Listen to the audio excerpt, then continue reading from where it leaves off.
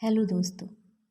कल मैंने आपको बताया कि कैसे मेरे दादू के जाने से मेरा भरोसा टूट गया था। मैं खुद भी टूट गई थी। भरोसा अगर खुद के साथ साथ आप ईश्वर पर भी करें तो आप सारी दुनिया के हालात बदल सकते हैं। पर मेरे दादू के जाने के बाद मेरा भरोसा तो भगवान पर से भी टूट गया था। मैं समझ ही नहीं पा रही थी कि भगवान ने मेरी किस गलती की सज़ा दी है। क्यों मेरे दादू को वो अपने साथ ले गए। मैं तो चैन से दादू के साथ सोई थी।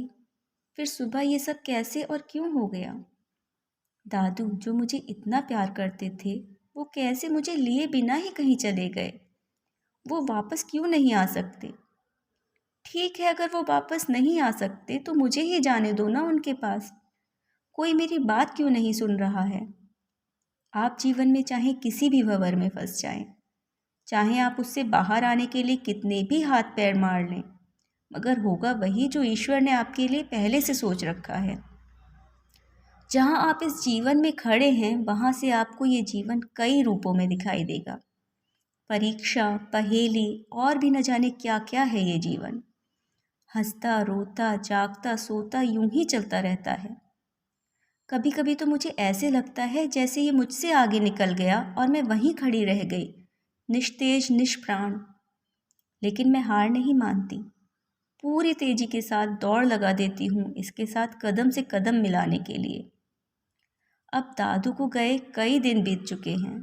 सब लोग फिर से धीरे धीरे अपने कामों में लग गए। पर माँ के सामने फिर वही समस्या आ गई। जब वो अपने स्कूल जाएंगी तब मेरी देखभाल कौन करेगा।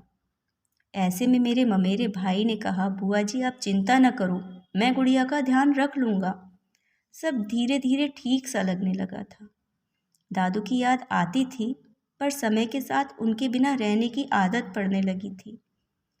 जब मैं स्कूल से वापस आती तो अपने ममेरे भाई के साथ ही आती। वो भी उसी स्कूल में पढ़ता था। घर आने पर दादी भी अपने स्कूल से आ चुकी होती थी, तो वो मेरे खाने पीने का ध्यान रख लेती थी। बाकी समय माँ के वापस आने तक मैं अपने ममेरे भाई के साथ खेलती रहती थी। माँ पापा काम के साथ समाज सेवा में लग जाते थे, पर वो भूल जाते थे कि घर पर कोई उनका इंतज़ार कर रहा है। फिर जो भी था, जैसा भी था, जीवन चल रहा था। जब माँ और पापा को घर आने में देर हो जाती तो मैं रोते रोते सो जाती थी। मन में एक डर बैठा हुआ था कि कहीं दादू की तरह माँ पापा भी मुझे छोड़कर कहीं चले न जाएं। एक दिन माँ पापा हमेशा की तरह देर तक घर नहीं आए थे। दादी को भी किसी ज़रूरी काम से कहीं जाना पड़ा था। वो मुझे मेरे ममेरे भाई के पास छोड़कर चली गई। थोड़ी देर तक खेलने के बाद भाई ने अचानक कहा, प्रियम तेरी पीठ पर चोट लगी थी ना, दिखा तो ज़रा। मैं छोटी सी बच्ची, अब भी 5 साल की ही हुई थी। मैंने बड़ी मासूमियत से अपनी फ्रॉक ऊपर करके दिखा दी और कहा, देखो भैया अब इसमें दर्द नहीं होता। पर ये क्या, मैं तो अपनी बात पूरी भी नहीं कर पाई थी और मुझे बहुत ज़ोर का दर्द हुआ।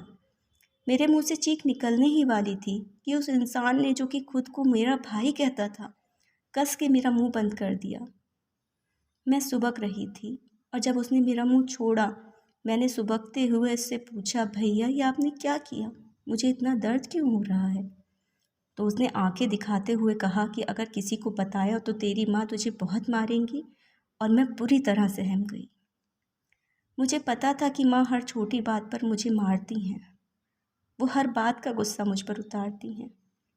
मैंने अपना मुंह बंद रखना ही ठीक समझा, मगर मुझे ये नहीं पता था कि ये बात यहीं ख़त्म नहीं होने वाली थी। ये सिलसिला अगले 10 साल तक चला। आगे की कहानी मैं आपको कल ही सुना पाऊँगी। तब तक के लिए धन्यवाद।